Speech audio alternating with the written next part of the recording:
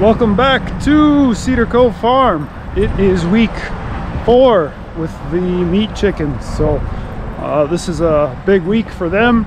I don't know if it's a big week for me. It's a little more chores than normal week, but this week they are gonna move outside. I tell you, in the darkness. So these chicks are finally at the point where they are pretty well feathered out enough to move outside. So let's hop in with them and I'll grab one and show you what I've looked for and what I can see and how I know they're ready to go.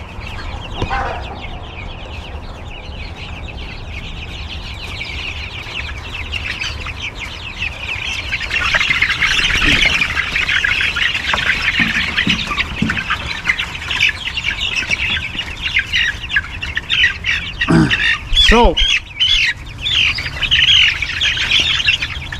you can see this chick. He's got nice big brown feathers on his wings, tail feathers down here on his chest. It's hard to turn him. He's got brown feathers coming in on his chest. Really the only area left is his head. So his head is the only spot. Let me back away. His head is the only spot without feathers. So that's when they're ready to go outside. They're fully feathered out. They've got enough feathers to keep them warm overnight. Because their heads aren't fully feathered, I'm gonna wait probably a day. It's supposed to rain tonight, or in about an hour, and it's going to get down into the 50s, which is a little cold. They could probably take it, but they can stay inside for a day. Wait till tomorrow till it's dried up, just to make their transition outside a little easier, less stress on them, more successful in not having any loss. So that's what I've been looking for. They're ready to go outside. That's a big deal for them. They can start eating fresh grass, fresh bugs, all that stuff. They also fertilize your yard or wherever you put them. So today it's going to be get their feed filled up. Again, I fill both of these feeders up once a day. So it's been about 24 hours since I last came in and filled out the feeders. You can see they eat quite a bit of food. They spill quite a bit of food as well, but that's part of the chicks. It's just what they do. So I'm gonna get that done, get their water filled up, and then when you see me here in a second or two, hopefully I'll be telling you how we move them outside and kind of what we do once we move them outside. I just told you a few seconds ago, probably in the video, how the chickens were gonna move out in a few days because, you know, it's gonna be rainy and then it'll be nice. Weather decided it's gonna be 45 degrees tonight, so chickens are not moving outside. You can see them in here. They're pretty content.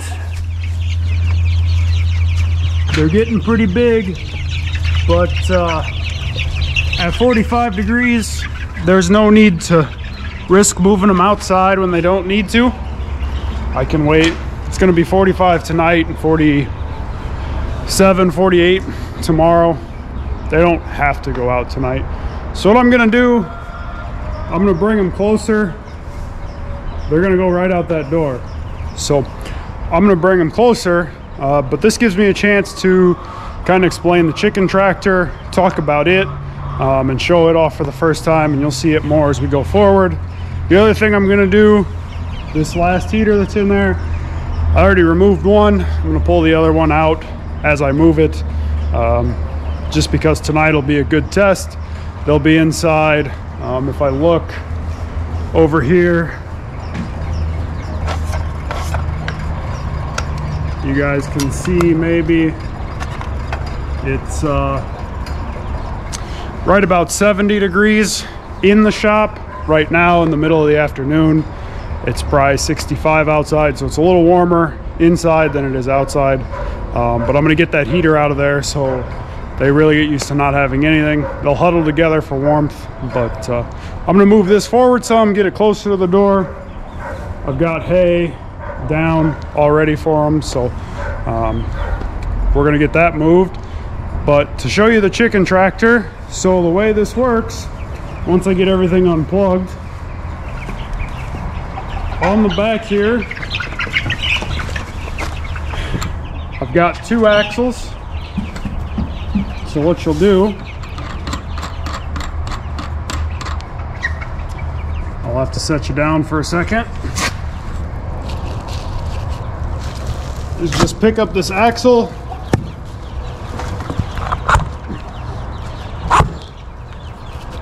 throw a wheel on,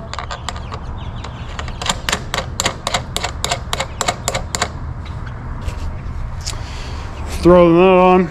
I'll get the other one on. So the rear will be up on wheels. Pull this hose out. It's nice and slimy from being in the bucket. And then on the front of the tractor, what I've got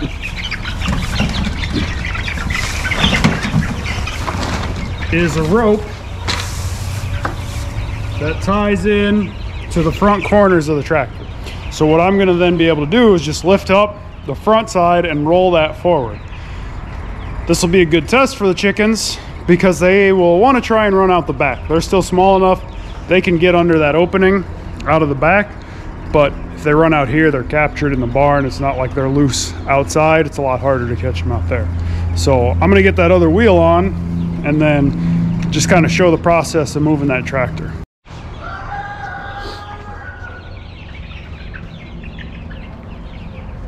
So I've got the other wheel on both sides. You can see, you know, I've got 2.5 inches of clearance.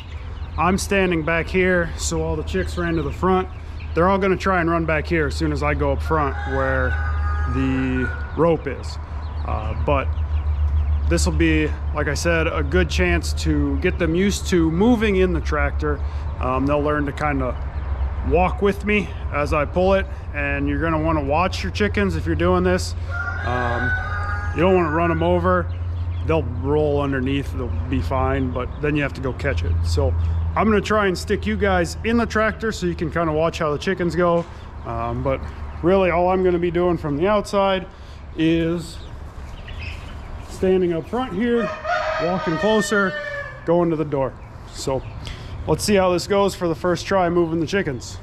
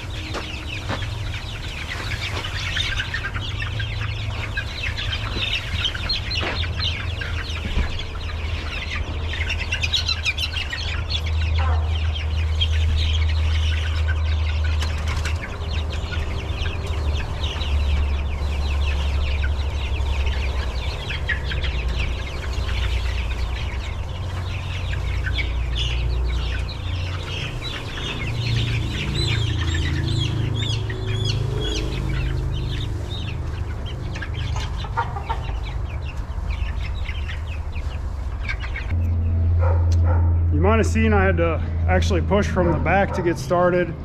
The chicken tractor not meant for all the hay that's supposed to be, that was piled up inside because I've been in there. So getting over that ledge was a little tough, but you really saw how they stayed towards the back. Ended up 2 chickens slipped underneath. So if I look, I got one over there.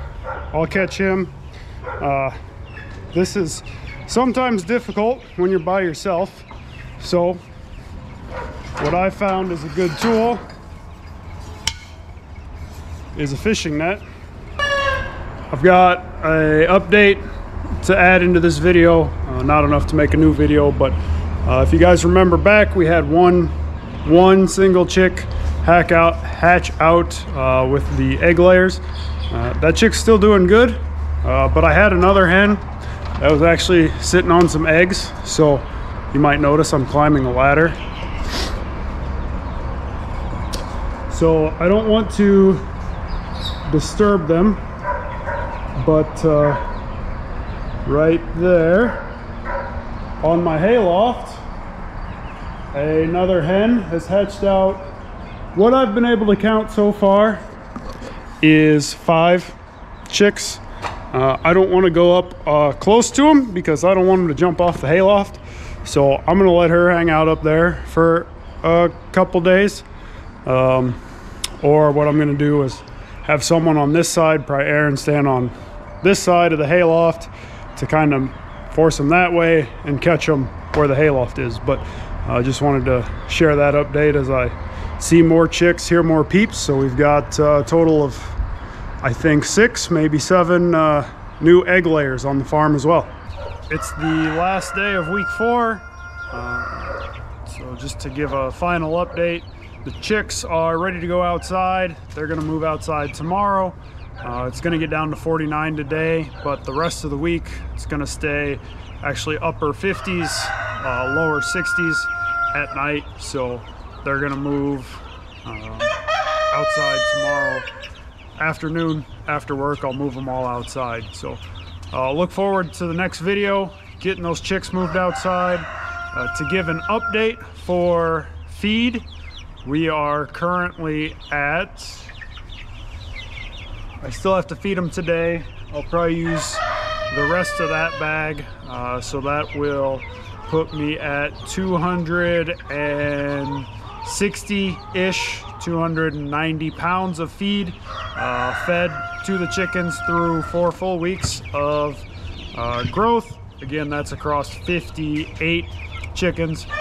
We do have a bit of waste, but you can see here, just in 24 hours, this feed trough is close to empty. This small one is pretty much empty. So they're definitely eating, they're getting bigger, but that's what we want them to do. So at the end, I'll have a spreadsheet with all of the feed totals and kind of try and break out based on the feed costs where I'm at, what I get it for, the price per bird. But that's all I got for this week. Thanks for hanging out here and coming out and checking us out at Cedar Cove Farm. We'll catch you next week.